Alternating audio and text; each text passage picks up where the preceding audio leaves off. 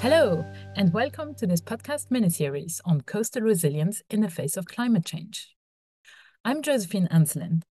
I'm a PhD student at the University of Cambridge, and I'm currently doing a policy internship at the Centre for Science and Policy here in Cambridge. Through this podcast series, I'm hoping to shed some light on coastal resilience, a topic that has been close to my heart ever since witnessing coastal management issues firsthand while living in Jakarta, Indonesia's capital city, which has also been referred to as the world's fastest sinking city. In each episode of the podcast, I'll be talking to a different coastal research expert. And together, we'll explore a specific aspect of the UK's coastal adaptation to climate change. We'll discuss some of the latest science, the links between academic research and policy, as well as steps that academics can take to help bridge the gap between coastal science and policy action. In today's episode, I'm very pleased to be joined by Dr. Jenny Brown to speak about flood forecasting. Dr. Jenny Brown is a coastal oceanographer at the UK's National Oceanography Centre. Her expertise are in wave, surge, tidal, and storm impact modeling. More recently, she has become involved with technology development to validate flood forecasting capability. Her current research is focused on new flood hazard monitoring systems to support coastal management decisions and assess the resilience of coastal schemes as we move towards the use of nature-based solutions. So without further ado, let's get into this conversation. First of all, thank you so much for taking the time to have this conversation today and for sharing your expertise. And I'd like to start by asking you what personally motivated you to become a coastal oceanographer and specifically to work on flooding and coastal hazards related topics. Well, I always wanted to work with the sea. So as a child, I took up kayaking as a hobby and thought it would be great to have a job that kind of linked to what I enjoyed doing. So I set out trying to find university courses that were linked to oceanography. As I started to learn more about oceanography, I realised that where the sea meets land is where a lot of impacts happen. So I've been really lucky and managed to get a career working in flood risk, flood hazards. And I feel this is where research can have a real benefit to society. And I think it's really interesting. So I've stayed in that field since I've started working at the National Oceanography Centre. Yeah, that's brilliant. So have you found some fieldwork opportunities where you could use your kayaking skills? Oh, no, I haven't. So there would be quite a lot of safety requirements when you do Yeah, field work. yeah. But no, I still do that as a hobby though. So one way to enhance coastal resilience is by improving our ability to predict flood risk. And prediction of flood risk is what we're focusing on in today's episode. So could you please give a brief overview of the processes that drive or that control coastal flooding? Yeah, so coastal flooding could be caused by very high tides. These could be storm tides. So when we have a storm surge coinciding with the highest tides and during the spring neap tidal cycle. We also have wave processes on top of the tidal levels, which can elevate water levels, or waves can impact sea walls and overtop them, which is when spray shoots over the top of the seawall. But at the coast, we also need to remember that rainfall and river flows also have effects. Wherever there is a built environment, a community, heavy rainfall creates surface flooding. And also in estuary communities, they're coastal, but they have the double whammy of coastal processes and also the river flows coming into the estuary, and they can interact. So I'd say at the coast, it's not just coastal flooding, it's flooding from a whole range of sources that can be a challenge and need to be managed. That's really interesting. And it's true that often when we do think about coastal hazards, we think mostly about hazards coming from the from offshore. So yeah, thanks for clarifying that.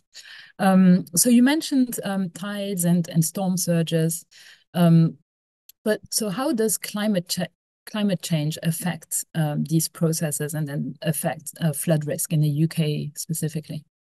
So the UK, being an island nation, we've got an awful lot of coastline and we're exposed to different storm tracks. So as climate change impacts our weather systems, that has an impact on our coastal response, and also rising sea levels. That it elevates water levels, so the highest tides are slightly higher. Storm surges on that background water level can be slightly higher as well. So, and I guess when we think about climate change, we often think about the frequency and intensity of the storms. And this is true. If you have more storms heading along a certain track, that coastline might be more exposed to wavier conditions and higher water levels. But also, if a storm track slightly shifts in position, that can actually change the wind direction that a coastline is exposed to. So when we watch the weather forecasts, we see those kind of fingerprint images and the winds circulate around them, around the pressure systems. If we're exposed to a particular quadrant due to the position of a coastal town relative to a storm track, we might always be exposed to southwesterly winds, say. If that track shifted, maybe we would suddenly become exposed to westerly winds. And that can change the waves that are generated at that coastline and the surge that's generated. And the beaches will respond and sediment will be redistributed. So we often think climate change is all about frequency and intensity, but it can also be a change in the prevailing conditions that a coastal community is exposed to. Oh, okay. So I mean, from what you're explaining, it's quite clear that there's so many different processes involved. So how do you then go about predicting flood risk? Like what are the approaches or the methods that you use to predict all these processes and then flood risk? Yeah, so I guess like a weather forecast, we use computer models, computer simulations to try and make a good estimate of what is going to happen in the future. And that can be over different timescales. So like a weather forecast, we might have a 5-day forecast, and that's looking at the urgent flood risk that might happen in the next few days. But we also have climate projections where we're looking into the future over the next 100 years to try and support policy and shoreline management planning. These computer models are just massive calculators. They have a lot of equations in them, which represent the processes that occur in nature. They then take weather forecasts as the inputs and the coastal conditions, and they use those forecasts to drive the ocean response and the coastal forecasts. And then climate projections look at different concentration pathways, what might happen in the future. So you get a range of potential future scenarios that can then be fed into climate models. They don't look perhaps so much at the weather systems, they look more at statistical seasonal changes to try and understand how the situation will change as we go into the future. And those model predictions are designed to support shoreline management and creating policy over much longer term timescales. Okay, so does that mean that your models take into account both the sort of long-term predicted trends in sea level rise and also climate change induced changes in kind of the frequency of storms? Yes, yeah. So some models will be purely designed to focus on the longer term climate aspects, and other models will be designed to be much more efficient so they can crunch algorithms quickly to give us these rapid forecasts to support those that are in response roles, actually managing flooding as it happens. Okay. And so so you've got your models that are supported by different kind of algorithms, but do you also feed real kind of data that has been collected into the models? Yep, so that's really important. So monitoring feeds into modelling. That's called data assimilation, and this is to try and ensure that models don't deviate from reality. So every day a forecast is being rerun to understand what the potential hazards are over the next few days that are coming. Real-time data from weather stations, coastal observatories are feed into these models to kind of pull them back to reality if they start to deviate or show a bias. And that's to make sure that the predictions are the best that they possibly can be. Okay. And so in terms of the predictions, could you talk a little bit about the ranges of uncertainties that there are when you come up with an output of your model? Yeah, so uncertainties can come from all sorts of different sources. Some of the uncertainty will actually be in the input information that you put into your model. So if you're using a weather forecast, you have a prediction of the winds and the pressure system. If there's any uncertainty in those predictions, that's automatically going to feed into your coastal response model, but also the initial conditions. So a forecast often has to start from a certain beach profile. And in the UK, very often we monitor beach levels twice a year. So we kind of capture seasonal change. So we might have a summer beach profile and a winter beach profile. Now, it's very rare that these profiles are put into a model in real time. And that's because it's very difficult to have monitoring systems capturing this information every low tide. But if we don't have the right beach profile, the forecast can be very different. So at the end of summer, beaches are generally very healthy, they're quite high. And at the end of winter, after high energy conditions, they're lower and have eroded in some areas. So if you are forecasting a storm that occurs towards the end of winter, but you've got this high summer beach profile, you might be under predicting the potential storm impact. Whereas if you use a much lower beach level in your initial condition, you might be over predicting the storm impact. So there are challenges around that. There's also new ways of predicting impact as well, and that's called machine learning. So this is where we start to develop new efficient computer algorithms, and we train them on past data. But if conditions haven't been caught in those training data sets, if they occur in the future, they might be out of range of what that algorithm can cope with. So it's very important to have these long historic data records to train these new approaches, but also always be adding to them and also kind of ground truthing them with monitoring as events unfold. Okay. And so you mentioned a few times like the importance of monitoring, like for example, monitoring beach profiles. So who's actually responsible for doing that? Is it local communities, or is there some sort of, is it universities, or like who actually does that? Well, many different people monitor our beaches. There are a lot of citizen science initiatives that are starting to appear internationally all around the globe. There is something called CoastSnap, where people can place their phone in a phone cradle, take an image and upload that to a website. And then the people hosting that website process those images to get a time lapse of beach level change. Many local authorities, coastal groups have a national monitoring programme where they try and consistently collect information around the whole of the UK, even though they're responsible for their own region. So that's kind of consultancies, local authorities that form those groups. And then universities also collect data. If they've got a research project focusing on a specific study area, they generally collect additional information, but they always try and make sure that's available to the coastal groups and the monitoring programs so it can supplement that data. And I think it's really important that academics work with end users to ensure that the data that we collect is collected in a similar format so it can actually be used by the people that are managing our coastlines. Yeah. Yeah, thanks for clarifying that. It seems like, yeah, when you start with setting up your model, there's probably a lot of work to do to actually find out what data is available and which you will have to collect. So in your opinion, what would you say are some of the main kind of research gaps that still need to be addressed so that we can improve the flood risk prediction in the UK? Oh, well, I'm going to answer that question with a topic that's probably my favourite topic at the minute, but another scientist would probably give you a different answer.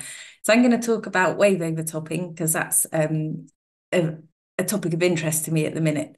So wave overtopping is when a wave impacts a structure, a dense plume of water shoots up into the air. And then when there's an onshore wind, this plume, this spray can go over a sea defence, and then that's when it starts to interact with us.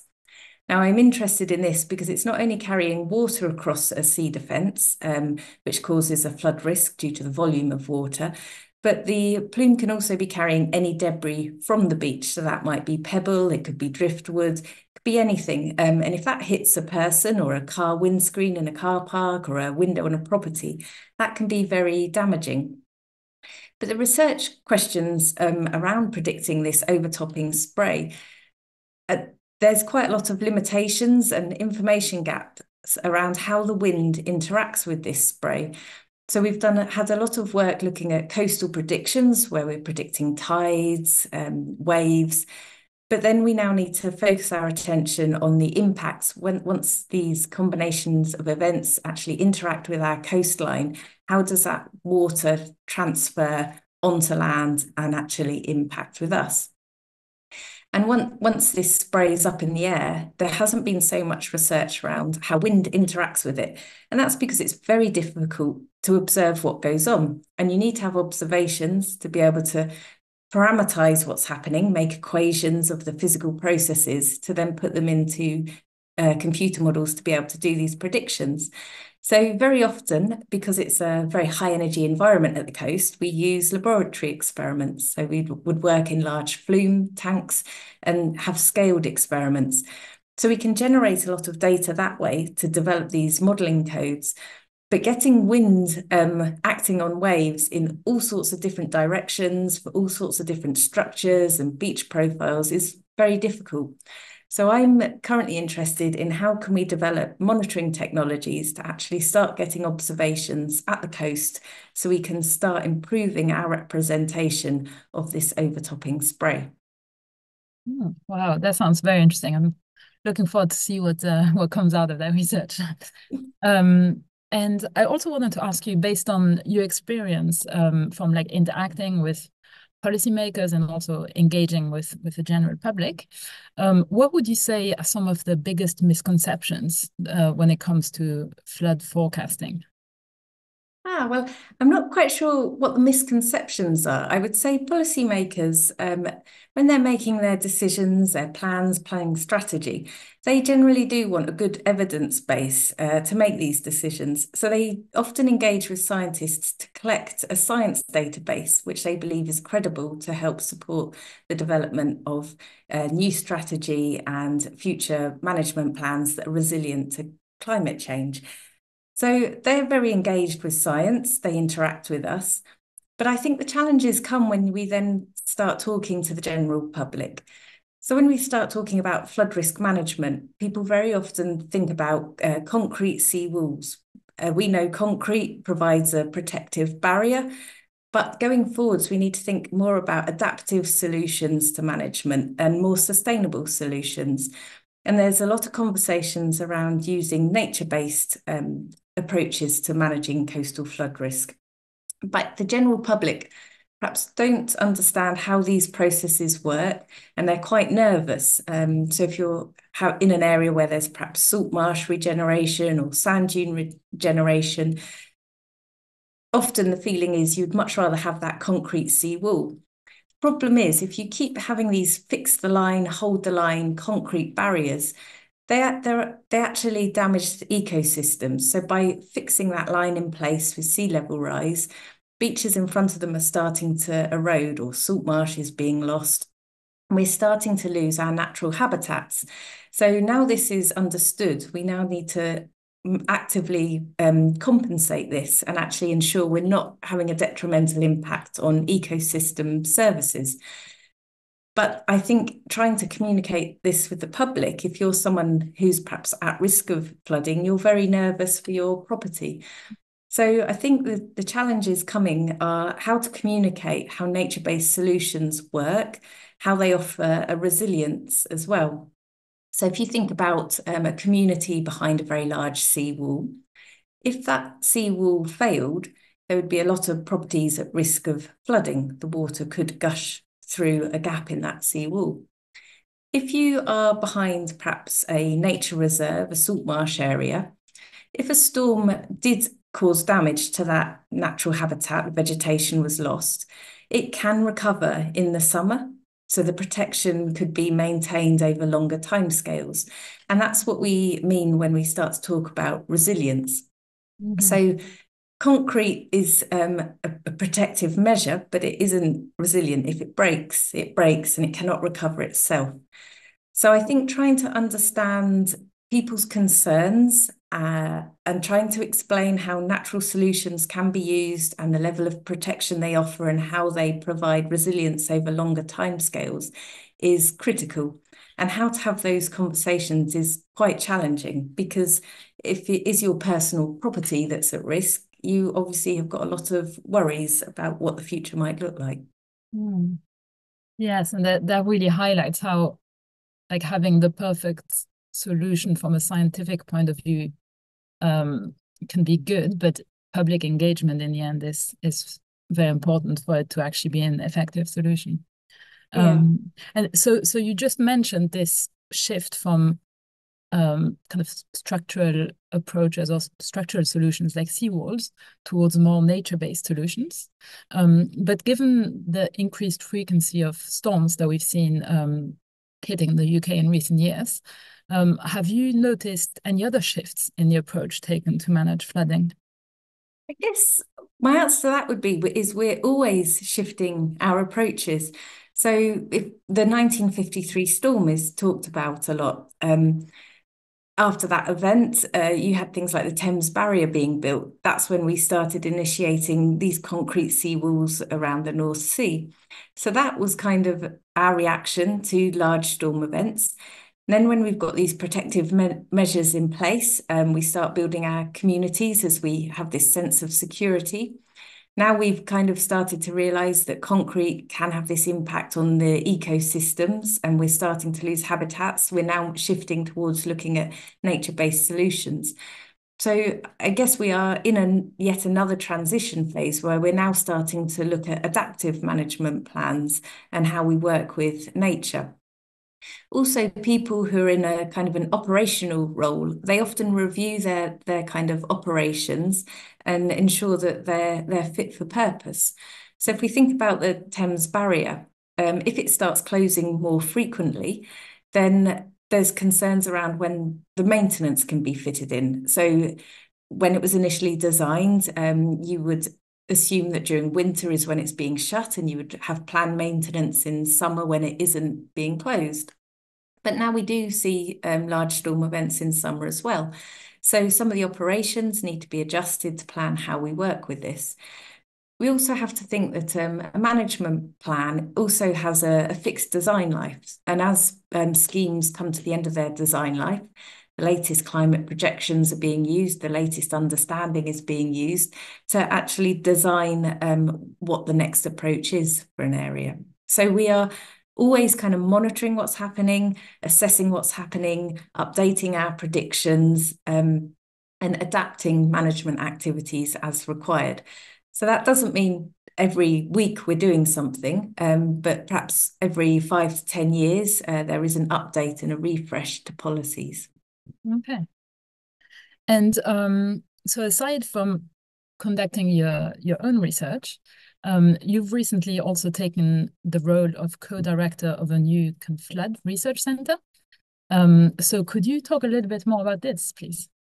Yeah, so this is a NERC-funded postdoctoral training centre, and it's just started, it's just launched, and our aim is to have a number of PhDs in place this summer. We will have 4 cohorts of studentships. The centre is led by the University of Southampton, with 3 other universities across the UK and 3 of the research centres. And the aim is to look at flooding from multiple sources. So we're going to bring together the coastal, the river, the groundwater, the rainfall, and try and have multidisciplinary studies. But the aim is to have all of the PhD projects aligned with an industry partner and an industry interest. And this is to try and improve the transition of science understanding into real world application. I guess that's one of the challenges being a scientist. A lot of our information gets locked up in academic papers. So these projects are going to be targeted towards industry needs. And all the students will also have placements within industry. So their research is informed by the current challenges that are being faced by managers. So the programme's not only going to look at the physical processes around flood hazard and improving our forecasts, but some of the roles will also be looking at health and well-being and also engagement. So we're going to look at a whole range of different problems associated with flooding and try and tackle these and try and improve our management going forwards. It sounds very like a very interesting and very relevant program, and I'll make sure that I put a link to the program page in the episode description if anyone's listening and thank you very much. And so I also wanted to ask if you have any kind of practical advice for researchers or coastal scientists who really want to make sure that their expertise or that their findings are used to help support shoreline management policies in the UK. So I'd say if you're writing your own proposals, it's always good to have an industry partner, practitioner involved, so they can help shape the work and they can help perhaps shape the outputs that are of interest to them. So the outputs are actually used directly. You can also get involved in your local coastal group. So they're very happy to have a scientist representing local interests. So they actually know what science projects are taking place, and you can provide information about what you're working in those coastal group meetings. We've also got the UK Coastal Conference that has started last year. It's a great opportunity to engage with both academics and practitioners across the UK to find out what's going on, what management issues are happening, and network and meet people. So I think the next conference will be next year, 2025, hosted in Liverpool. So look out for that. I'm sure there'll be a website soon. I'd encourage anyone and everyone to come along. Brilliant. Thank you for all these tips. And finally, I just want to ask you, what is the biggest takeaway that you hope listeners take from this conversation? Oh, well, I hope people have a greater appreciation for the uncertainty in flood forecasting, and hopefully they're also more aware of the importance of sustainable approaches to coastal flood management. Okay. Well, thank you so much for taking the time to take part in this podcast series. I've found this to be a very fascinating discussion, and I've definitely learned a lot of new bits of knowledge from it. So I'm sure the listeners will as well. Thank you very much. I hope you enjoyed this discussion as much as I did. To hear more conversations like this, you can subscribe to the CSaP YouTube channel. You can also subscribe to the CSaP newsletter to get updates on a range of topics at the interface of science and policy. All the relevant links will be in the description of this YouTube video.